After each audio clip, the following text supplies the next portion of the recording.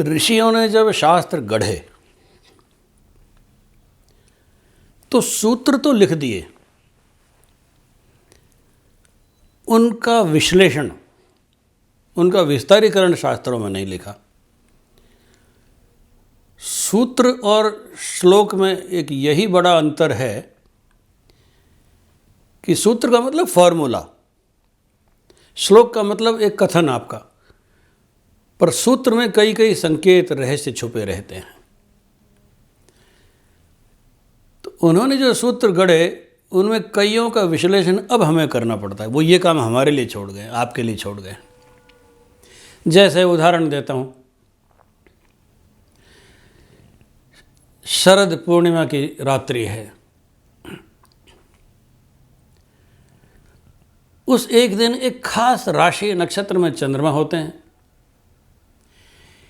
एक खास राशि और नक्षत्र में सूर्य होते हैं। ऋषियों को यह पता था कि इस समय की ग्रह स्थिति ये है,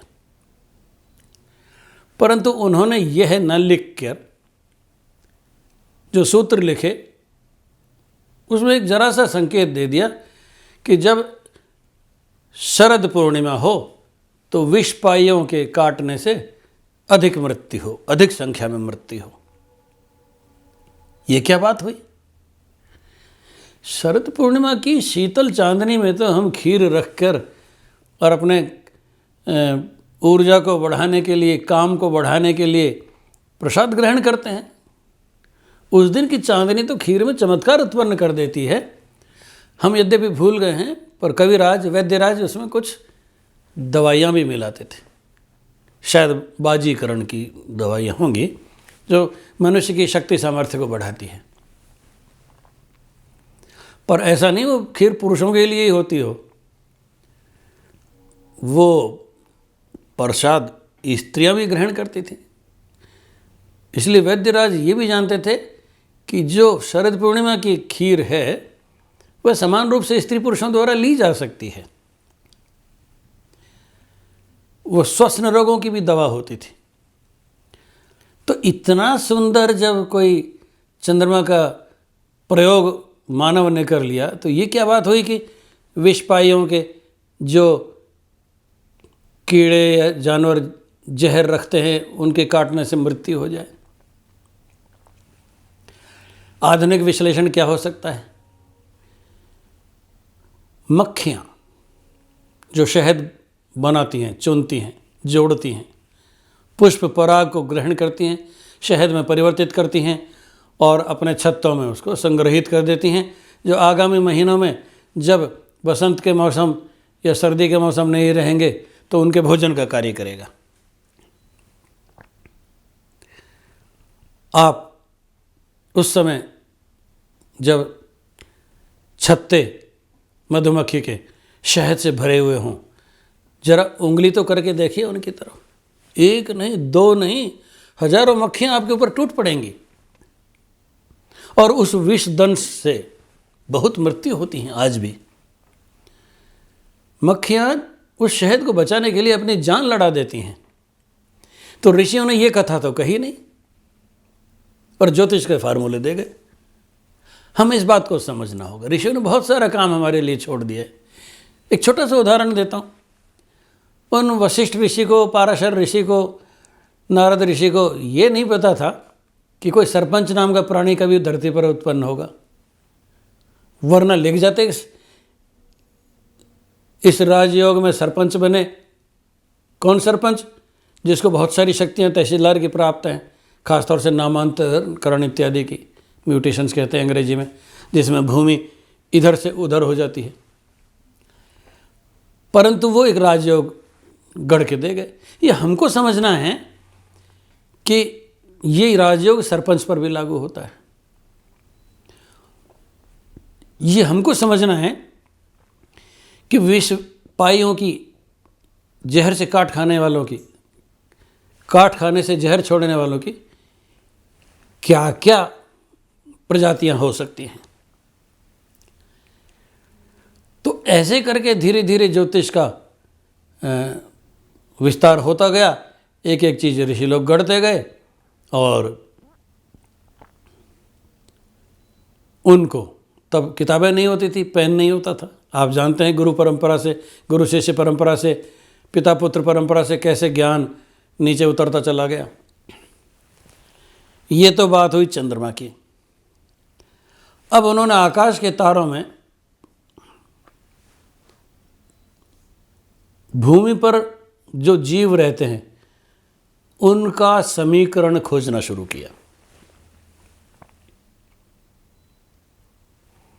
इससे पहले मैं एक बात बता दूं,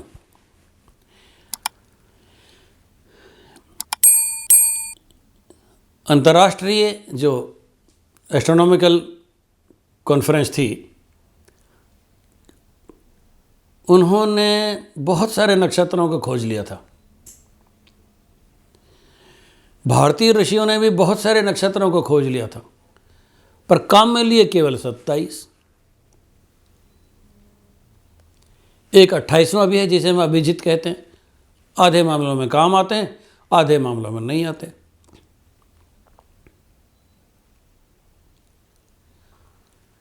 ब्रह्म हृदय, शर्मिष्ठा, देवयानी, ये नक्षत्र मंडल या निहारिकाएं या मंदाकिनी हमको मालूम थी हमारे ऋषियों को, पर उन्होंने ज्योतिष की गणना में नहीं लिया। बहुत सारे पाश्चात्य विद्वानों ने आक्षेप किया है कि भारतीय ज्योतिषी को खगोल का ज्ञान बहुत अच्छा नहीं था। ये गलत धारणा है। हमारा खगोल ज्ञान तब इतना ज़्यादा उन्नत था कि अंग्रेज तो तब सभ्यता ने ही जन्म नहीं लिया था, इनको तो कुछ भी नहीं मालूम था। ये तो हमारे बहुत सारे आविष्कारों को उठा के ले गए, अपने नाम से गढ़ लिया, अपने नाम से पेटेंट करा लिया, अपने नाम से नोबेल ले लिए। हमारे वैज्ञानिक, हमारे पुराने ऋषि वहाँ की वहाँ रहे। फिर हमारे ऋषि ग्रंथों में श्रेय कभी लेते ही नहीं थे, वो कभी लिखते नहीं थे कि किसने लिखा, कहाँ से आया सूत्र। ये परंपरा ही नहीं थी। अंग्रेजों में ये परंपरा थी कि सब कुछ अपने नाम लिखा लो। वो धरती का केंद्र उज्जैन, जहाँ से सारी ज्योतिष गणित प्रारंभ होती थी, लंकोदय जैसे शब्द आते थे। अंग्रेजों का जोर चला, उनका सूरज कभी अस्त नहीं होता था। हर देश में बैठे थे, जिसकी लाठी उसका भैंस। उस धरती के केंद्र को उठा के ग्रीनविच ले गए।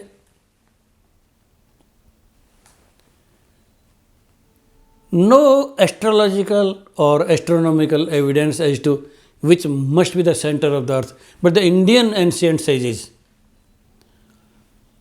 derived the central part of earth. It could have been the prime meridian, and that from India. But since they were mighty, they won all the countries, they shifted the center of the earth, the prime meridian, from Ujjain to Greenwich. I object to this. मैं कामना करता हूं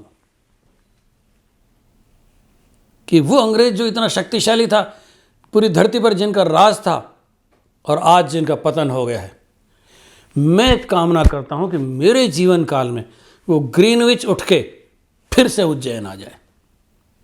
करेंगे आप ये सब? तब मैं अकेला था, आज मेरे 1000 हाथ हैं। तब हमारा पतन काल था, आज हमारा उत्थान काल है। आज भारतीय कंपनियां दूसरी कंपनियों को खरीद रही हैं। आज भारत के सेठ दुनिया के बड़े सेठ हो रहे हैं। Our Ayurveda is the next multinational, और ये होगा। और आप लोग हमसे भी ज़्यादा अच्छा करेंगे, क्योंकि अगला समय भारत का, भारतीय विद्याओं का, आयुर्वेद का, वैदिक विद्याओं का और अथर्ववेद में वर्णित वोकेशनल एजुकेशन का है। ये बिकेंगी, ये स्थापित होंगी और सारे संसार को संचालित करेंगी।